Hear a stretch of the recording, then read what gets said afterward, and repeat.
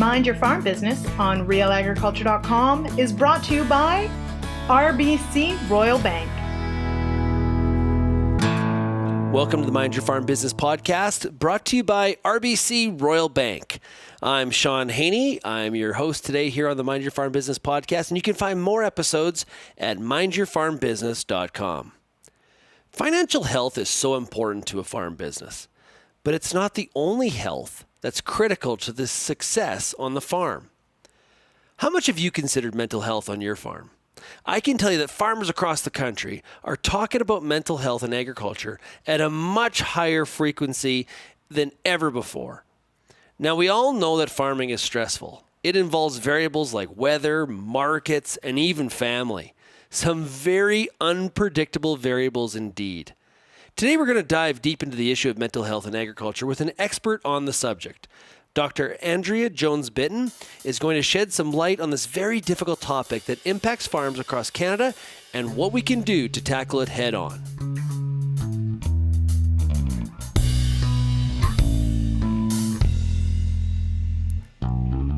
Andria, how are you doing today? I'm good. Thanks, Shaun. How are you? I'm doing really well. This is such an important topic. I'm really looking forward to today's discussion. Give the audience your background and what you do. Well, I'm a veterinarian and I'm an epidemiologist, which means I study health and disease in populations. And back in fall 2015, out of growing concern for hearing about mental health issues facing our farmers, I turned my research focus towards looking at mental health and wellness in farmers. Now, a lot of times we hear in marketing that, but agriculture is different. And in most cases, it's not. When we talk about stress and mental health and the issues that are all under this umbrella, we're really finding out that farming is no different than any other industry. It's real, and it has impacts on the people that are in our industry. It definitely does. And I would argue, while there are many similarities between farmers and, say, other business owners, I think also the variety of stresses that farmers experience and the fact that many of them are outside of their control, as well as this family history or legacy behind a lot of farms, does probably put them in their own category. Okay, so let's talk about that. Because of those variables outside of a farmer's personal control, are we seeing higher rate of issues of mental health in other industries? It's likely a contributing factor. So we know when we experience hopelessness, that it can increase our vulnerability to chronic effects of stress as well as mental health issues. And when we look at some of the major stressors that farmers experience, like impacts of weather and the far-reaching impacts that has, changing government regulations, anti-agriculture activism, a lot of those things are beyond a farmer's control, which can increase those feelings of helplessness and hopelessness, which can make them more susceptible to mental illness. Now, what is the context of this? Because there is obviously varying degrees, right? So a lot of times when we talk about this subject, some people, I think, ignore it because they think of the extreme worst examples, heaven forbid, like suicide. But there's a whole bunch of things that are before that that count and need to be considered as well.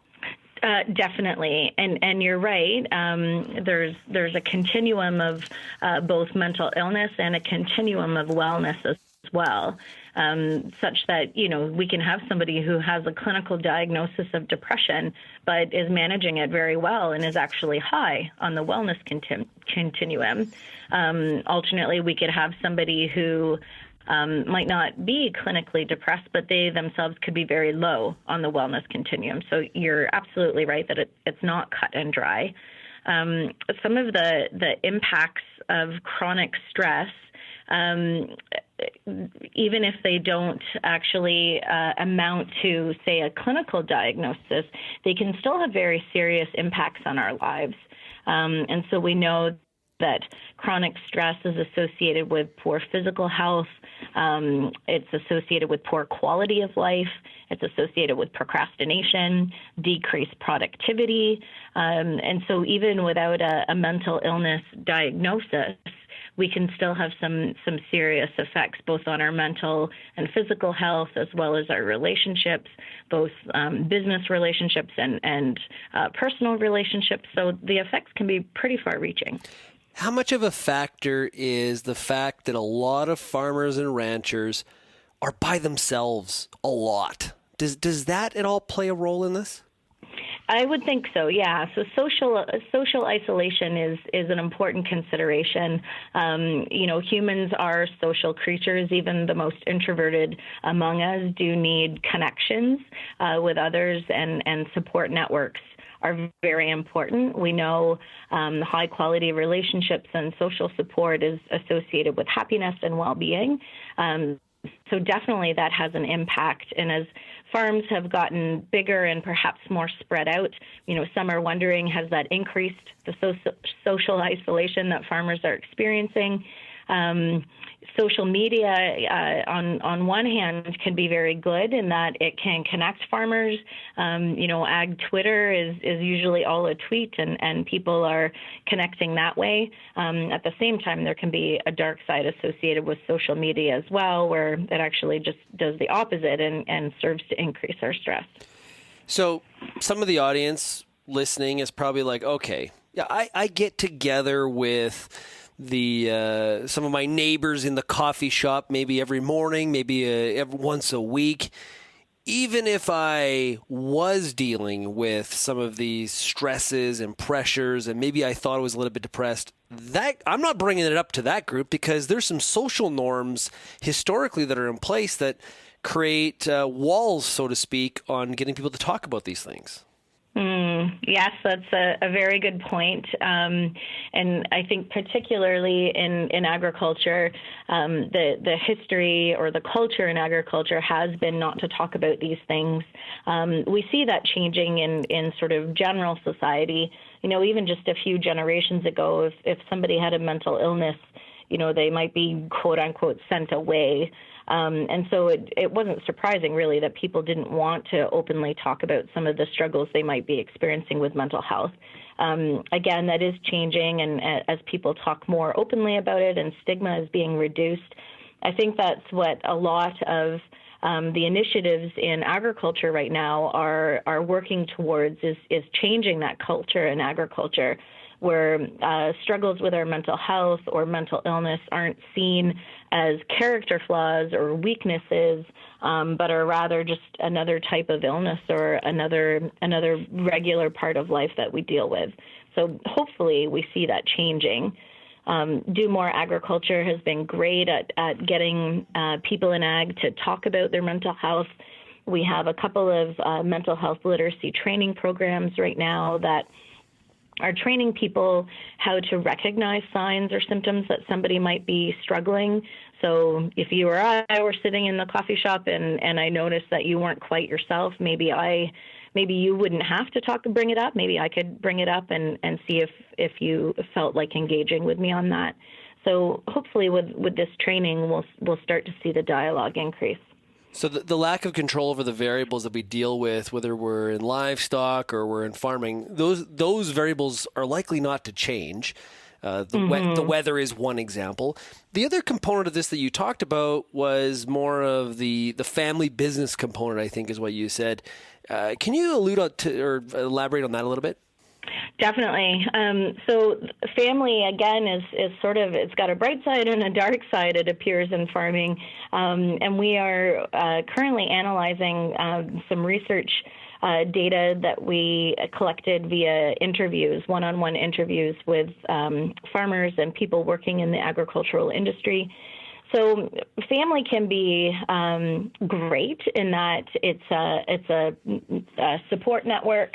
Oftentimes, communication lines can be quite open, and so that can be replenishing and can be a good thing in a farmer's life.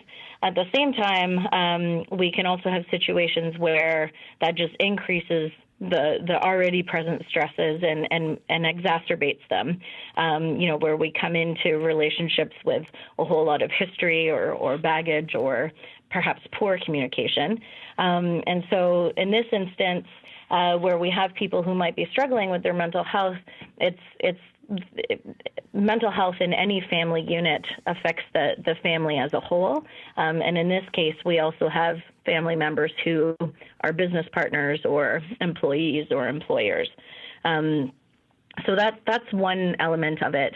There's also this family history piece that is coming through loud and clear in our research data, where there's this additional pressure that farmers are experiencing when they know that the farm or the land has been in the family for generations. And we hear people talk about, their great-grandfather literally clearing the land, with a horse and sort of establishing their business on that land. And so there's an additional pressure of not being the generation that loses it all.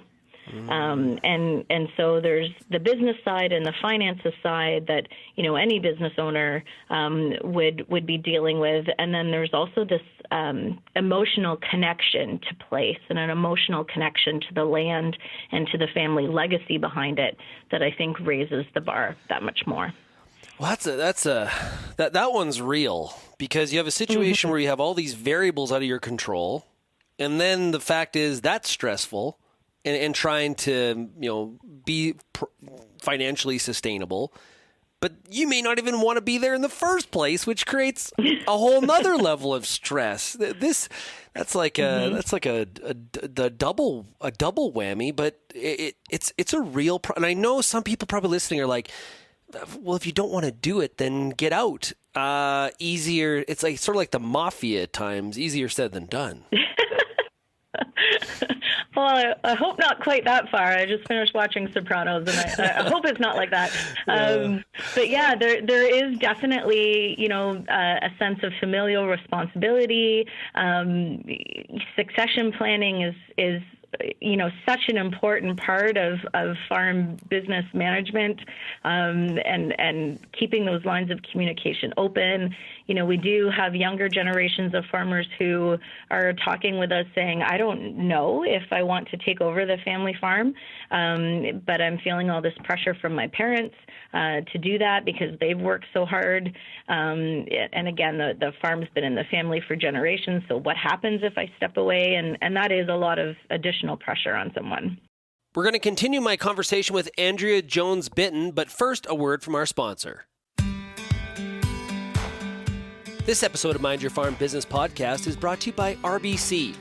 While there is no way to eliminate all business risks you'll face, creating a sound risk management strategy will help mitigate some of the more common ones and give your business a leg up.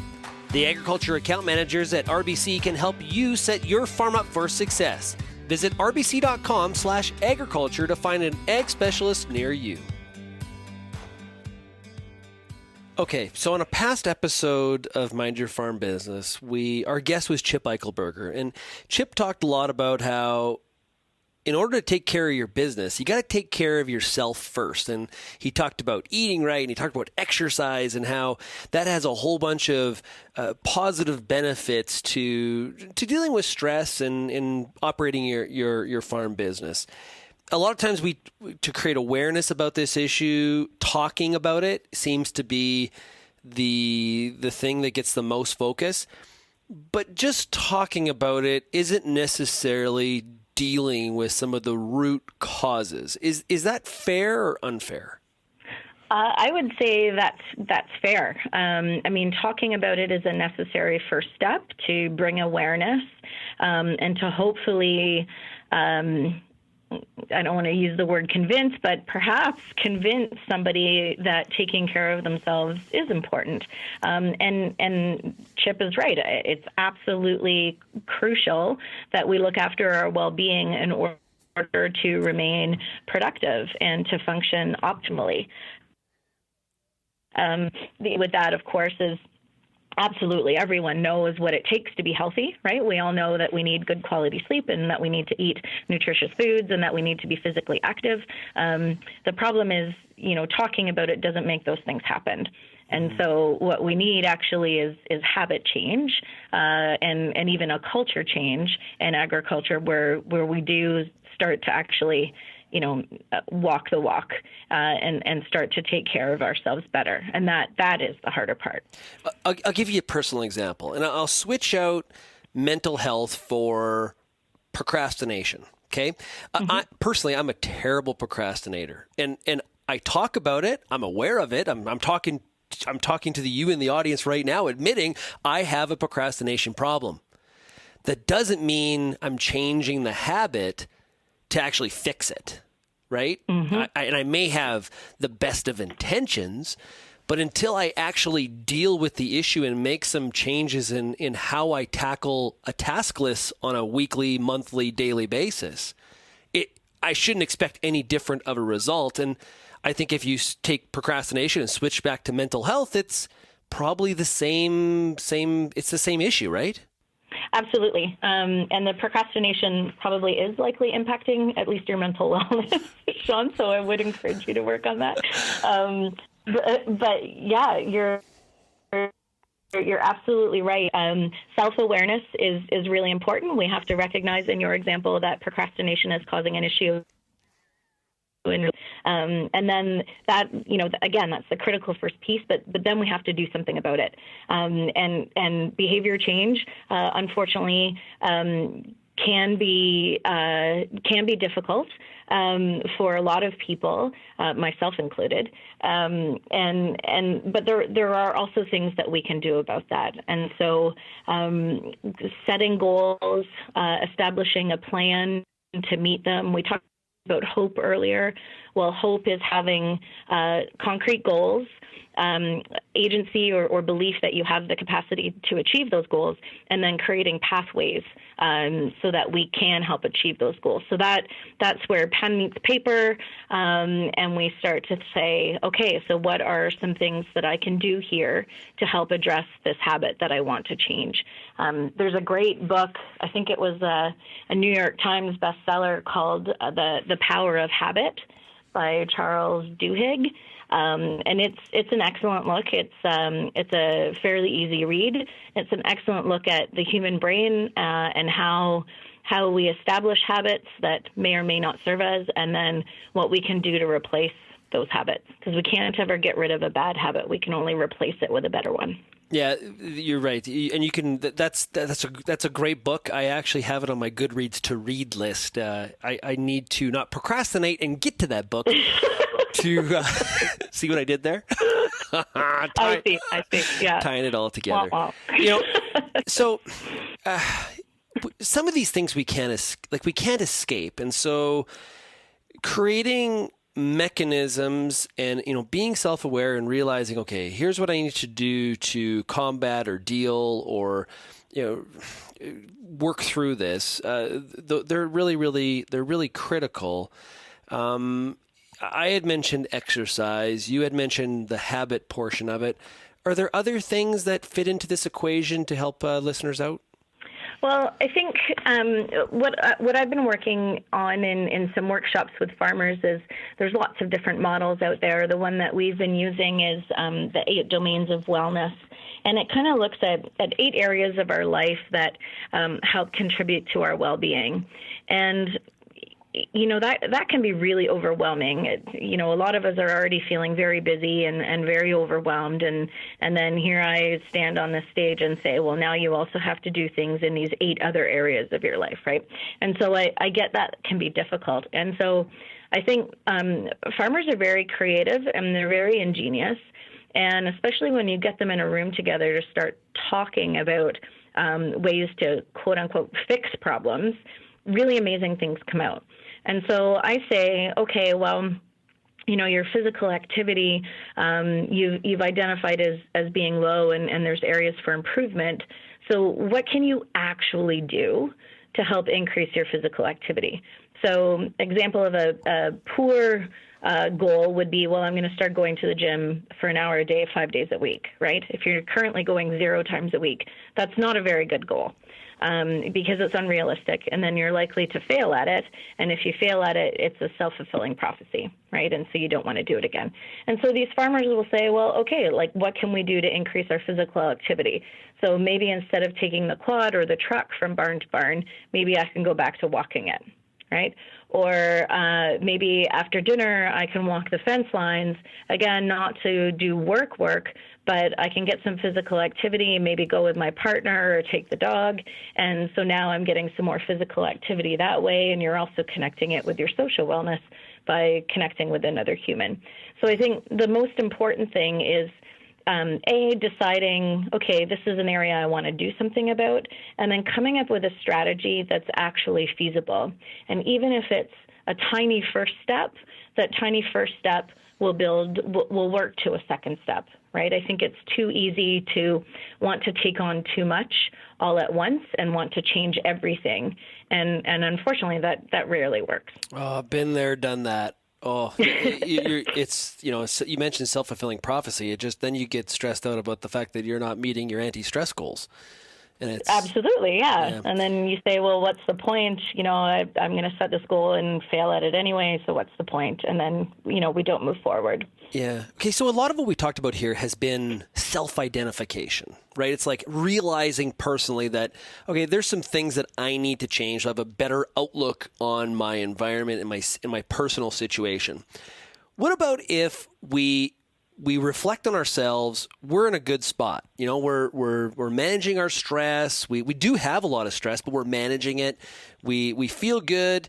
We've got some good relationships, but there's somebody that's in our network, whether it's a spouse, a cousin, a neighbor, maybe it's a buddy that farms in another province. What if we detect that there's maybe some warning signs? What are some of those things that we can do to help somebody out that we care a lot about? That's a great question. And one of the huge powers of our social networks.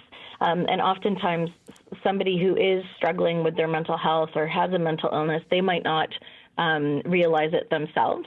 Or they might realize it and, again, as you mentioned earlier, not feel comfortable talking about it. And so that mental health literacy, being able to know the signs that somebody is struggling is really important. So if you've noticed, changes in somebody's general affect, or you've noticed changes, not good changes in their way of their how they look, their presentation, or if you've noticed, the barn's not quite up to the standard that it usually is. What we recommend doing is when it's a good time, when you actually have time to engage in a conversation, it's not something you want to do when you're on the run somewhere else, is connect with that person and say, it seems you haven't been yourself lately. Anything you want to chat about? And that the person might not take you up on that right away. They might, which is terrific. They might say, no, everything's fine, and kind of brush it off. But you've opened that dialogue so that they know you're there and you don't want to shy away from the conversation, that you're open to having that conversation.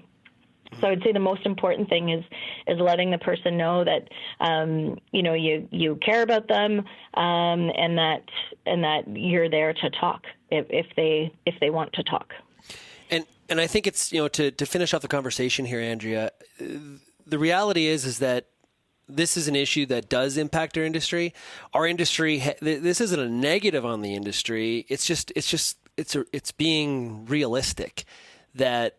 Agriculture is a great industry that contributes immensely to Canadian society, the economy, obviously the food system, and it's okay to have these kinds of discussions on such an important topic.